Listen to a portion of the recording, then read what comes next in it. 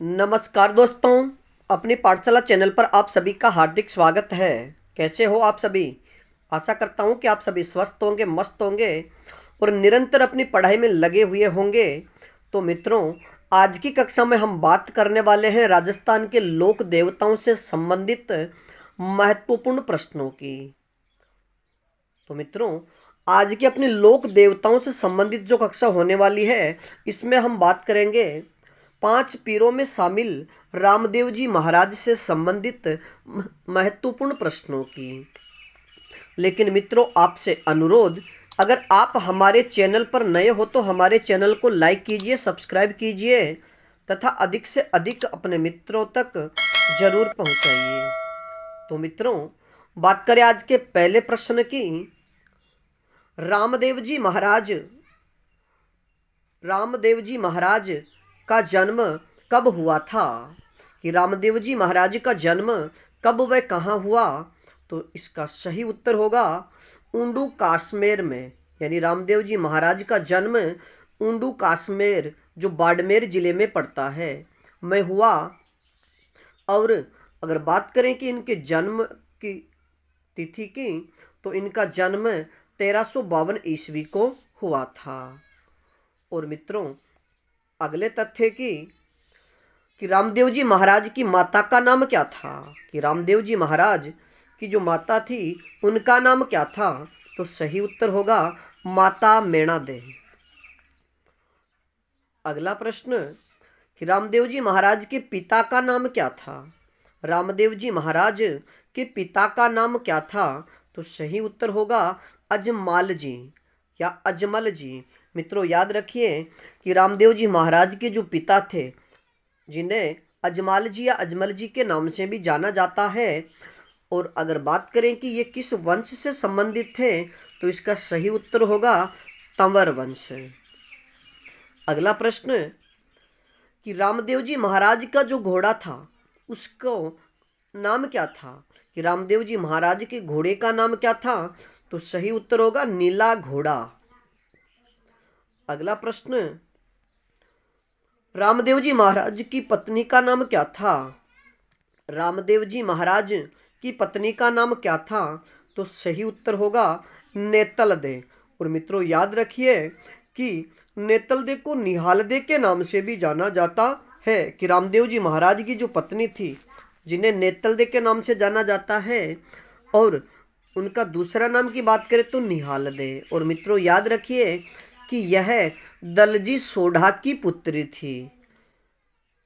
और मित्रों, कि रामदेव जी महाराज के पिता, पत्नी, माता, इनका जो पूरा विवरण अगर आपने सुना हो, तो एक भजन आता है रामदेव जी महाराज का, उसमें भी इनके नाम पूरे आ जाते हैं। अगला प्रश्न कि रामदेव जी महाराज के गुरु कौन थे? कि रामदेव जी महाराज के गुरु कौन थे? तो सही उत्तर होगा बालीनाथ जी। और मित्रों, याद रखिए कि बालीनाथ जी को बालक नाथ के नाम से भी जाना जाता है।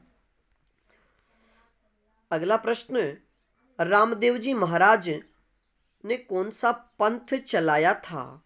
रामदेव जी महाराज ने कौन सा पंथ चलाया था? तो इसका सही उत्तर होगा कामड़िया पंथ। या रामदेव जी महाराज किस पंथ से संबंधित है? तो सही उत्तर होगा कामड़िया पंथ। बात करें अगले प्रश्न की। रामदेव जी महाराज के जो अनुयायी हैं, वह किस जाति के होते हैं? रामदेव जी महाराज के अनुयायी किस जाति के होते हैं? तो सही उत्तर होगा कामड़ जाति या मेघवाल जाति। यानी रामदेव जी महाराज की जो पूजा करने वाली जाति होती है, उन्हें कामड़ जाति कहा जाता है या कामड़ कहा जाता है। अगला प्रश्न, रामदेव जी महाराज के लिए जो मंदिर बनाए जाते हैं, उन्हें किस नाम से जाना जाता है? या रामदेव जी महाराज से संबंधित जो देवरा स्थान है, वह क्या है? तो इसका सही उत्तर होगा मंदिर। अगला प्रश्न, रामदेव जी महाराज से संबंधित पर्चा शब्द से क्या आशय है? यानी रामदेव जी महाराज से संबंधित जो पर्चा शब्द है, उससे क्या आशय है? तो इसका सही उत्तर होगा चमत्कारी घटनाएं। मित्रों याद रखिए कि रामदेव जी महाराज से संबंधित जितनी भी चमत्कारी घटनाएं हैं उनको पर्चा कहा जाता है। और रामदेव जी के जो पर्चे हैं उनकी संख्या 24 मानी जाती है और वह 24 वाणियों के नाम से भी प्रसिद्ध है। अगला प्रश्न, रामदेव जी को किस किस नाम से जाना जाता है? रामदेव जी महाराज को किस किस नाम से जाना जाता है? तो इसको सही उत्तर होगा रामसापीर, रुणिजा राधणी, सांप्रदायिक सद्भावना के देवता और कृष्ण के अवतार। यानी रामदेव जी महाराज को रामसापीर, रुणिचेरा धनी और सांप्रदायिक सद्भाव के देवता भी कहा जाता है। मित्रों आपको याद होगा कि रामदेव जी महाराज को सांप्रदायिक सद्भाव के देवता कहने के पीछे जो कारण है वह यह है कि इन्हें मुसलमान और हिंदू यानी समान रूप से पूजते हैं। अगला प्रश्न, रामदेव जी महाराज के प्रमुख शिष्य व शिष्या कौन कौन थे? यानी रामदेव जी महाराज के प्रमुख शिष्य व शिष्या कौन कौन थे? तो सही उत्तर होगा हरजी भाटी, लखी बंजारा, रत्ना रायका और आई माता। अगर शिष्या की बात करें तो आई माता और शिष्य की बात करें तो हरजी भाटी, लखी बंजारा और रत्ना रायका। और मित्रों हरजी भाटी की जो तस्वीर है वह रामदेव जी महाराज के घोड़े के पीछे चंवर लिए हुए आपको उस तस्वीर में आपको हमेशा देखी होगी या बनी हुई आपको दिखाई देती होगी। और लखी बंजारा जिसने जो मिश्री का व्यापार करता था और रामदेव जी महाराज ने जब उनसे कर वसूली के लिए गए तो उन्होंने उस मिश्री को नमक बता दिया था, इस वजह से वो पूरी की पूरी मिश्री नमक में बदल जाती है। अगला प्रश्न, रामदेव जी महाराज का मेला कब भरता है? रामदेव जी महाराज का मेला कब भरता है? तो इसका सही उत्तर होगा भाद्रपद शुक्ल द्वितीया से एकादशी तक। यानी रामदेव जी महाराज का मेला भाद्रपद के महीने में शुक्ल पक्ष की द्वितीया से लेकर के एकादशी तक भरता है। अगला प्रश्न, रामदेव जी से संबंधित उनके प्रतीक चिन्हों के रूप में किन्हें पूजा जाता है? कि रामदेव जी के प्रतीक चिन्हों के रूप में किन्हें पूजा जाता है? तो इसका सही उत्तर होगा पगल्या या पद चिन्हों को। अगला प्रश्न, रामदेव जी की जो धर्म बहन है यानी रामदेव या डालीबाई रिश्ते में रामदेव जी की क्या लगती थी? या डालीबाई और रामदेव जी के बीच क्या संबंध है? तो इसका सही उत्तर होगा धर्म बहन। और मित्रों याद रखिए कि डालीबाई का संबंध मेघवाल जाति से था। अगला प्रश्न, रामदेव जी महाराज से संबंधित रिखिया क्या है या रिखिया किसे कहा जाता है? तो सही उत्तर होगा मेघवाल जाति के भक्त को।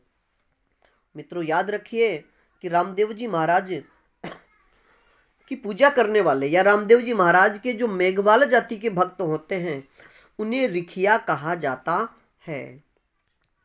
अगला प्रश्न है, रामदेव जी महाराज के जाने वाले जो यात्री होते हैं उन्हें किस नाम से जाना जाता है? या रामदेव जी महाराज से संबंधित जातरू शब्द से क्या आशय है? तो इसका सही उत्तर होगा पैदल यात्री। यानी रामदेव जी महाराज के जितने भी पैदल यात्री जाते हैं उन्हें जातरू कहा जाता है। अगला प्रश्न, जम्मा से क्या तात्पर्य है? यानी जम्मा किसे कहते हैं? तो इसका सही उत्तर होगा रात्रि जागरण को। मित्रों याद रखिए कि रामदेव जी महाराज की स्मृति में जो रात्रि जागरण किया जाता है उसे जम्मा कहा जाता है। अगला प्रश्न, रामदेव जी महाराज की जो ध्वजा है वह उसे किस नाम से जाना जाता है? या रामदेव जी महाराज से संबंधित जो नेजा है या नेजा जो शब्द है उससे क्या तात्पर्य है? तो इसका सही उत्तर होगा पचरंगी ध्वज। मित्रों याद रखिए कि रामदेव जी महाराज की जो ध्वज है, जिसका चित्र मैंने यहाँ पर लगा रखा है, कि रामदेव जी महाराज से संबंधित जो 5 रंग वाला ध्वजा होता है उसे किस नाम से जाना जाता है? तो इसका सही उत्तर होगा नेजा।